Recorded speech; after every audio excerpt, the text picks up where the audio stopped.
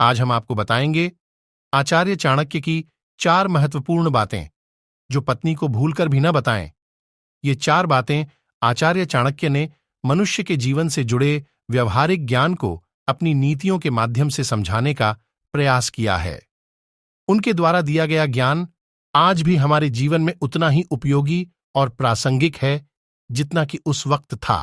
पहली बात, कमाई आचार्य चाणक्य का मानना है कि कभी भी किसी पति को अपनी पत्नी को कमाई के बारे में नहीं बताना चाहिए।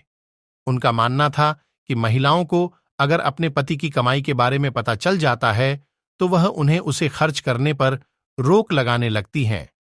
कई बार तो वह उनको जरूरी खर्च करने से रोकती हैं। दूसरी महत्वपूर्ण बात, कमजोरी पति को कभी भी पत्नी को अपनी किसी कमजोरी के बारे में नहीं बताना चाहिए। आचार्य चाणक्य मानते थे कि पत्नी को यदि पति की किसी कमजोरी के बारे में पता चल जाए तो वह बार बार उसी का हवाला देती हैं और अपनी हर जिद मनवा लेती हैं। अपनी सबसे बड़ी कमजोरी को पति को पत्नी से सदैव छिपाकर रखना चाहिए।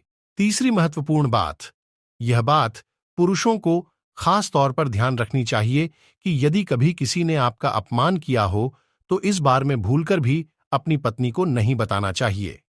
महिलाओं के बारे में ऐसा माना जाता है कि कभी जीवन में पति से कहा सुनी होने पर या फिर कोई और बुरा वक्त आने पर महिलाएं पति को उस अपमान की बात याद दिलाकर भला बुरा बोल सकती हैं।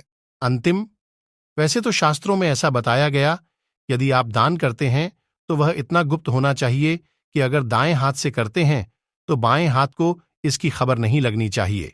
इसी प्रकार जब आप दान करें या फिर किसी की आर्थिक रूप से मदद करें तो इस बारे में अपनी पत्नी को बिल्कुल भी न बताएं। संभव है कि भविष्य में वह आपको ऐसा करने से रोक सकती हैं।